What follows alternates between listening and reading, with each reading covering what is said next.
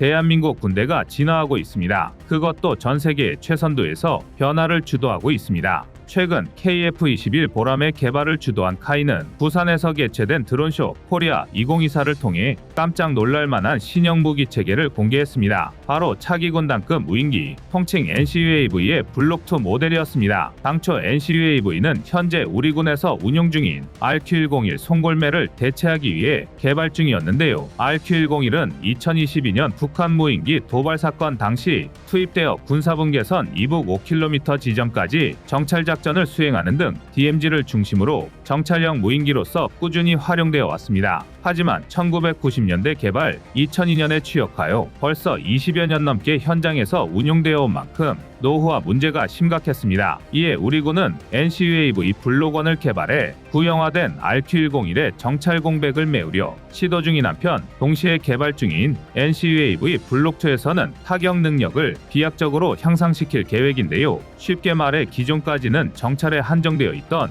군단급 무인기의 작전 영역을 공격으로까지 넓히겠다는 계획입니다. 일례로 공개된 정보에 따르면 NCUAV 블록2의 무장 탑재 능력은 우크라이나 전쟁에서 활약한 튀르키예 TB2 바이락타르 이상입니다. 엔진 추력만 최소 200마력 이상으로 추정되며 외적으로 보이는 하드 포인트에만 최소 4발의 소형 유도폭탄 또는 미사일을 탑재할 수 있을 것으로 보이는데요. 공개된 전반적인 성능과 형상이 미국의 MQ-1C 그레이 이글과 굉장히 흡사합니다. MQ-1C는 205마력의 엔진을 탑재했으며 기본적으로 25에서 36시간에 육박하는 장기간 채공이 가능하고 외부 연료 탱크를 장착할 시 50시간이 넘는 어마어마한 항속 능력을 갖추고 있습니다. 또한 AN/GPY-1 계고합성 레이더, SAR-GMTI 지상 이동 목표 지시기 등을 탑재하여 이라크 전쟁에서만 6,000시간 이상 비행하며 지상 작전을 지원했습니다. 특히 MQ-1C는 언론에서 곧잘 닌자 미사일이라고 언급하는 AGM-114 헬파이어 4발을 탑재한 것으로 아주 유명합니다. AGM-114 헬파이어는 반능동 레이저 유도, 밀리미터파 레이더 유도 능력을 갖춰 명중률이 굉장히 높고 관통력 역시 1200mm에 달해 현존하는 거의 모든 3세대 주력 전차에 정면 장갑을 관통할 수 있습니다. 오죽하면 지옥불이라는 이름답게 전차에 저승사자라는 별명이 붙을 정도인데요.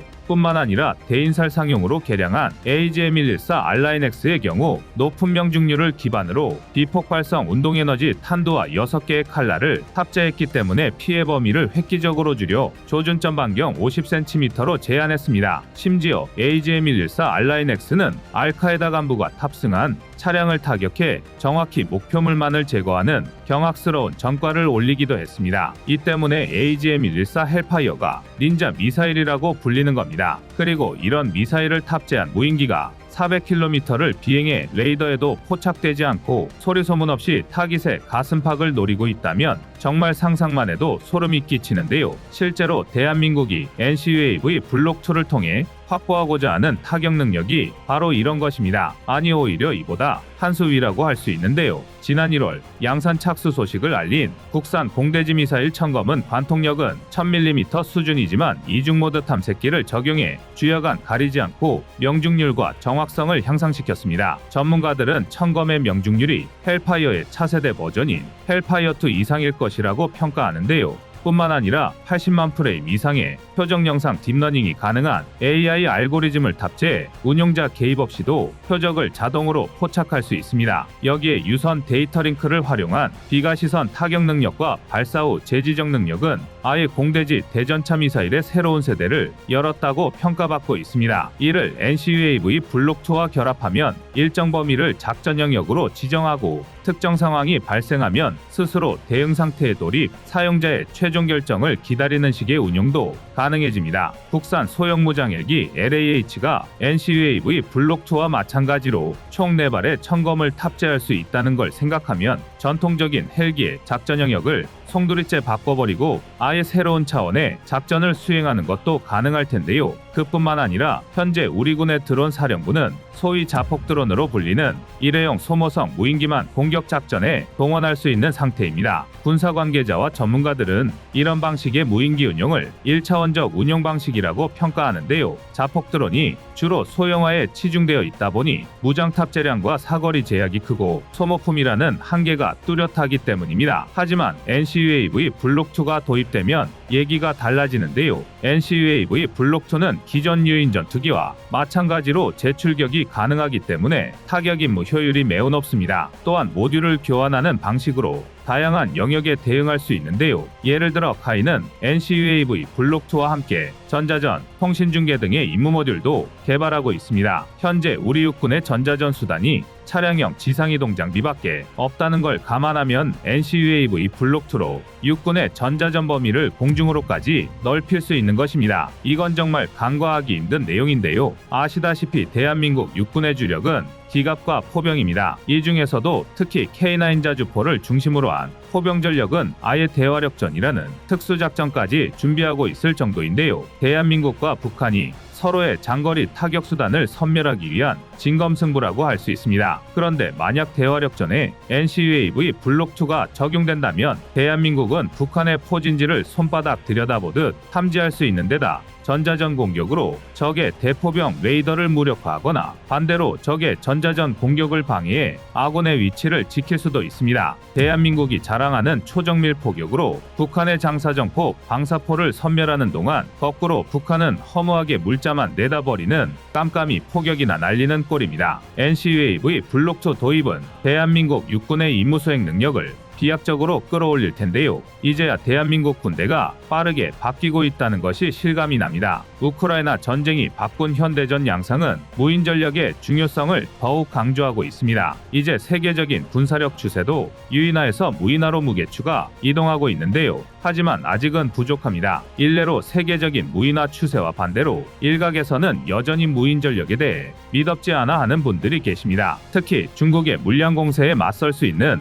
1대1 대응 전력을 확보해야 한다는 주장이 적지 않습니다. 눈에는 눈, 이에는 이, 힘에는 힘으로 맞대응하는 게 최선이지 않느냐는 것입니다. 확실히 간과할 수 없는 주장입니다. 아직까지 대한민국, 미국 같은 주류 국가 중 무인 전력을 전면으로 내세운 나라는 많지 않습니다. 그렇다 보니 전투기나 전차에 드론이나 무인기로 대응하는 게 계란으로 바위치기처럼 보이기도 합니다. 차라리 그 돈으로 전투기 한 대, 전차 한 대를 더 양산하는 게 나아 보이는데요. 그러나 놀랍게도 대한민국과 함께 군의 무인화에 총력을 기울이고 있는 나라는 다름 아닌 미국입니다. 심지어 미국은 당면한 전쟁위험국으로 중국을 지목하고 있습니다. 이는 곧 중국의 막대한 물량을 상대할 수 있는 유일한 해법이 무인화라는 것을 미국이 인정한 것과 같은데요. 그래서 준비했습니다. 오늘은 미군의 변화를 통해 무인 전력의 현주소를 낱낱이 파헤쳐 보겠습니다. 지금 보시는 영상이 마음에 드셨다면 지인들의 카톡으로 공유해주세요. 여러분의 구독과 좋아요는 꺼리튜브 영상 제작에 많은 힘이 됩니다. 미국이 무인화에 가장 공을 들이고 있는 건 바로 공군 전력입니다. 얼핏 이해하기 힘든 결정인데요. 미국은 세계 3대 항공전력이라는 미합중국 공군, 미합중국 해군 항공대, 미합중국 해병대 항공단을 모두 보유하고 있습니다. 그리고 당장 미 공군 하나만 봐도 공격기와 폭격기 그리고 제공전투기를 모두 합한 총수량이 2,400대를 넘어갑니다. 그것도 최소 F-16A10 이상급의 첨단 기종들입니다. 솔직한 말로 규모든 질적인 면이든 공중전력에서 미국을 넘어서는 건 불가능합니다. 하지만 그럼에도 불구하고 미국은 무인 공중전력 확보에 총력을 기울이고 있습니다. 그냥 하는 말이 아니라 실제로 F-35의 구매는 늦추고 핵잠수함 추가 도입은 연기하면서도 AI 무인 전투기 개발에만 60억 달러, 하나 약 8조 원을 투자하고 있습니다. F-35, B-21 전략폭격기와 편대를 이루어 합동작전을 수행할 수 있는 능력을 갖춘 AI 기반 협동전투기 일명 CCA인데요. 미국이 CCA를 개발하는 가장 큰 이유는 다름 아닌 예산입니다. 어디를 가나 돈이 문제죠. 이건 아무리 미국이라 해도 다르지 않습니다. 아닌 게 아니라 미 공군은 2023년 기준 1,012조 원이 넘는 미국 전체 국방비 중 약 30.3%를 혼자 소모했습니다. 해군이 29.9%, 육군이 22.9%임을 감안하면 미 공군의 규모와 예산 소모율이 얼마나 무지막지한 수준인지 감이 오실 텐데요. 문제는 여기에 더해 군용 항공기 생산 단가가 계속 오르고 있고 노후 전투기 대체가 시급해지면서 미국 내부에서 제2차 세계대전 종전 이후 미 공군의 전투 역량이 가장 떨어지는 때라는 자평이 나오고 있다는 것입니다. 더욱이 지금의 국제적 흐름은 평화가 아닌 전쟁으로 치닫고 있습니다. 반면 러시아를 뛰어넘고 미국의 최대 경쟁자로 급부상한 중국은 공군력 강화를 위해 막대한 예산을 쏟아붓고 있습니다. 심지어 이제는 미국에 비해 수적 우위를 논하려 하고 있습니다. 일례로 미국 내 전문가들은 중국이 연간 최소 100여 대의 전투기를 자체 생산하고 있다고 분석하고 있습니다. 예를 들어 미국의 저명한 국방정책 싱크탱크인 제임스타운 재단이 최근 출고된 제니10의 기체 번호를 분석한 결과 중국은 연간 120대 안팎의 제니10을 생산 중인 것으로 추정됩니다. 정말 어마어마한 속도인데요. 해당 분석이 맞다면 중국은 늦어도 2025년이면 500대 이상의 제니10을 보유하게 될 것입니다. 여전히 미국이 보유한 모든 전술기와 비교하면 적은 숫자지만 양안 전쟁이 두 나라가 부딪힐 무대임을 고려해야 합니다. 중국은 홈이고 미국은 어웨이일 수밖에 없는 것입니다. 그렇다면 양측의 공중전력은 용호상박이 될 수밖에 없습니다. 그리고 이에 대한 대안으로 미국이 주목하고 있는 게 바로 AI 기반 무인전투기 CCA입니다. 현재 미국은 CCA의 목표 생산 가격을 260억에서 400억 원으로 추산하고 있습니다. 하지만 이는 개발 비용과 초기 양산 단가가 적용된 가격이고 업계에서는 미군이 계획대로 1000여 대 CCA를 도입할 경우 양산 단가가 130억 원까지 하락할 것으로 내다보고 있습니다. F-35가 한 대에 900억에서 1300억 원까지 오가는 것과 비교하면 고작 10분의 1 수준인데요. 미국의 전투기 편대는 통상 한 대의 편대장을 중심으로 공격과 호위 임무를 담당하는 윙맨 세대로 구성됩니다. 여기서 윙맨의 역할을 CCA가 대신한다면 한 개 편대를 4개로 확장할 수 있습니다. 그것도 전투기 한 대 도입할 가격으로도 가능한데요. 단 여기서 간과하지 말아야 할 건 미국이 개발 중인 CCA가 우크라이나 전쟁에 투입되는 자폭 드론들과는 비교도 할 수 없을 정도로 고성능이라는 것입니다. 대표적으로 미 공군과 해병대 주도로 개발 중인 XQ-58A 발키리는 최근 전력화를 눈앞에 두고 있습니다. 마하 0.85 수준의 아음속기지만 내부 무장창에 2톤가량의 무장을 탑재하고 3,900km 이상을 비행할 수 있어 전 세계를 경악시킨 바로 그 무인기인데요. 미국은 이미 AI 파일럿이 탑재된 XQ-58A와 F-22, F-35의 편대 비행에 성공한 상태입니다. 이외에도 보잉의 MQ-28 고스트베트, 제너럴 아토믹스 갬빗 등이 개발 중인데요. 미국 무인화 추진 사례들은 대한민국이 눈여겨봐야 할 사례입니다. 미국은 모병제인데다 군인에 대한 대우가 매우 좋은 편이지만 그런데도 불과 몇 년 사이 입대 지원자가 급감하고 있습니다. 아이러니하게도 징병제인 대한민국과 정반대의 상황에서 비슷한 결과를 도출하고 있는데요. 미국은 절대적인 병력 부족과 제한된 예산의 해법을 무인화에서 찾고 있습니다. 낮은 비용으로도 높은 효율을 끌어낼 수 있으며 인적 자원을 소모할 필요도 없습니다. 게다가 이제는 무인기의 질적 증가로 유인 전력에 대응하는 것도 충분히 가능해졌습니다. 물론 대한민국이 이를 무작정 따라갈 필요는 없습니다. 하지만 절대 무시해서는 안 됩니다. 미국은 가장 정답률이 높은 오답노트입니다. 이제는 더 이상 근성론으로 강군을 유지할 수 있는 시대가 아닙니다. 어쩌면 SF 영화에나 등장했던 무인화가 되려 가장 현실적인 해법이 될 수도 있는 것입니다. 여러분의 구독과 좋아요가 꺼리튜브 운영에 많은 힘이 됩니다.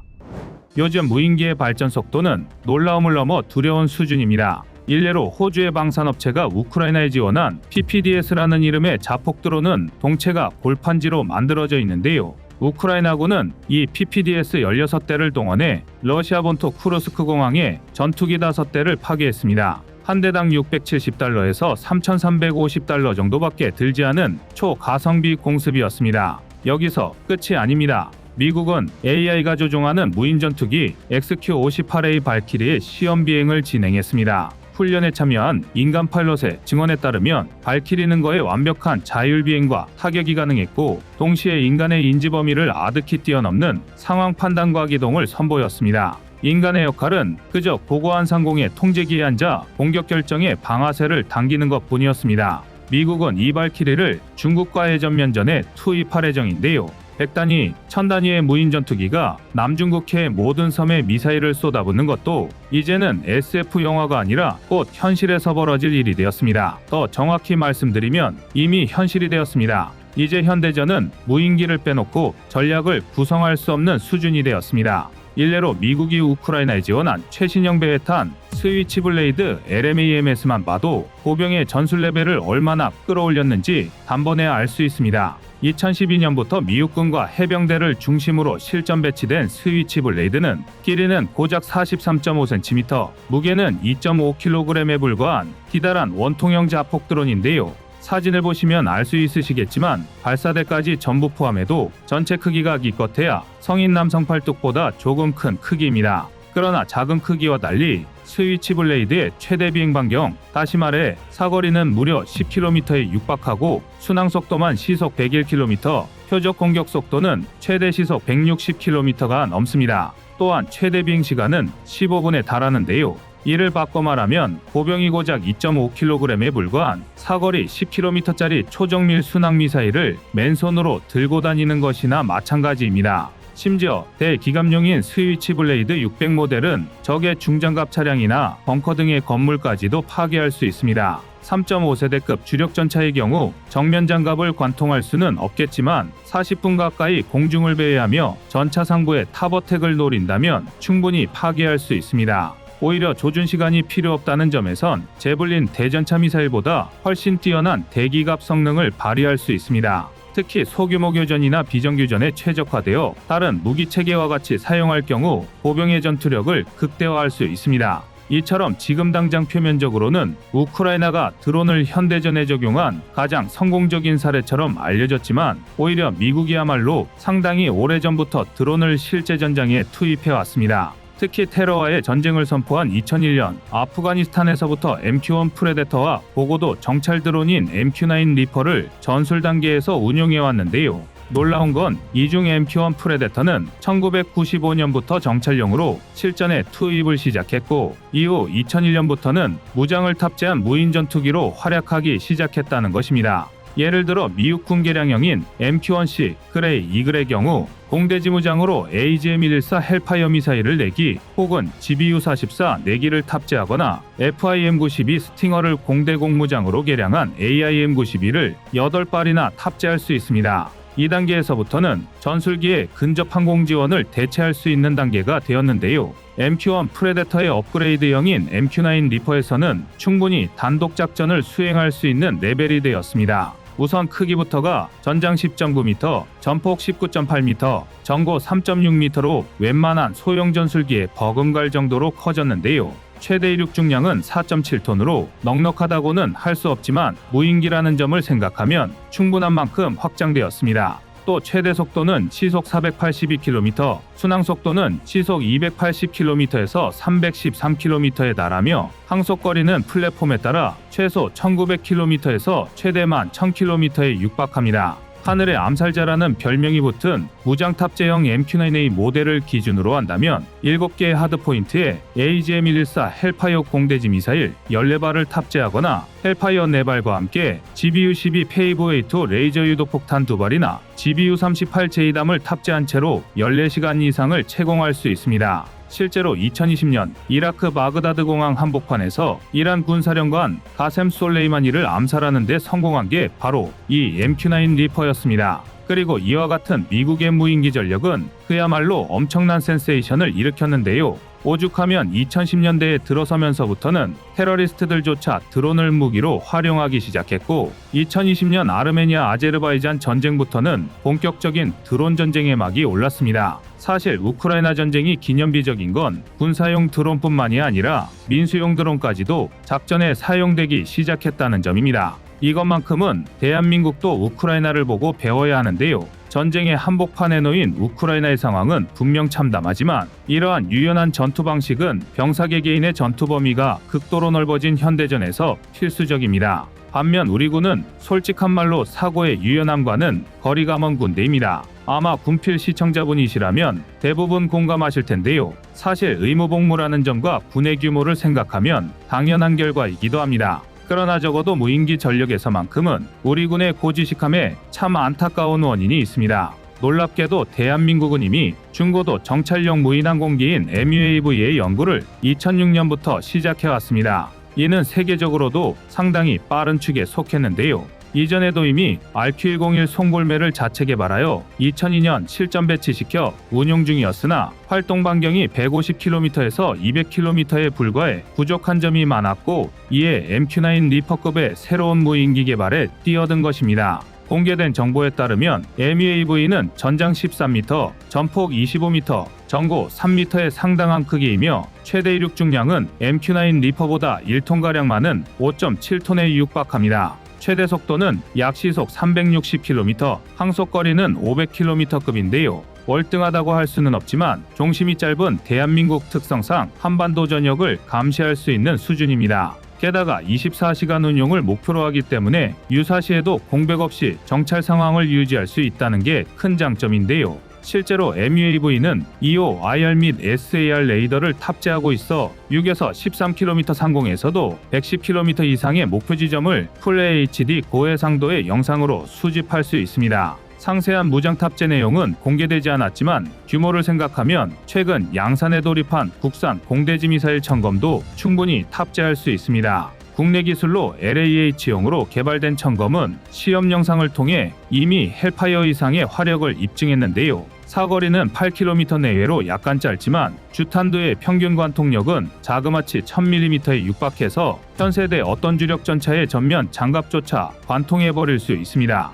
MUAV가 전력화에 돌입한다면 대한민국은 대기갑 전력의 패러다임을 송두리째 바꿔버릴 수 있을 텐데요. 그런데 정작 개발에 돌입한 지 17년이나 지났음에도 MUAV는 반드시 오늘날에 와서야 양산에 돌입 2028년까지 마무리될 예정입니다. 늦어도 너무 늦은 속도인데요. 이는 2011년 소련 개발 사업이 취소되었던 영향이 큽니다. 당시 고고도무 인정찰기 글로벌워크 도입 사업과 중복 내산 투자라는 구설에 휘말리면서 개발 사업이 좌초된 건데요. 그러나 이후 글로벌워크의 가격이 크게 뛰어 무인기 도입 사업에 차질이 발생했고 우여곡절 끝에 MUAV 개발이 재개되었습니다. 하지만 한번 휘청였던 무인기 개발이 순탄하게 흘러갈 리 없었고 엎친 데 덮친 격으로 지난 2022년 무인기 운용 실태 감사에 억지로 포함되면서 실전 배치 직전에 최악의 암초를 만났습니다. 해당 감사는 이미 실전 배치된 무인기의 운용성을 따지는 감사였음에도 아직 엄연한 개발 단계인 MUAV를 포함했고 감사원은 풍향 및 풍속급 변시, 착륙 불안정, 고도 상승에 따른 결빙 제어 이상 등을 결함으로 규정하여 연구원 5명을 징계 조치했습니다.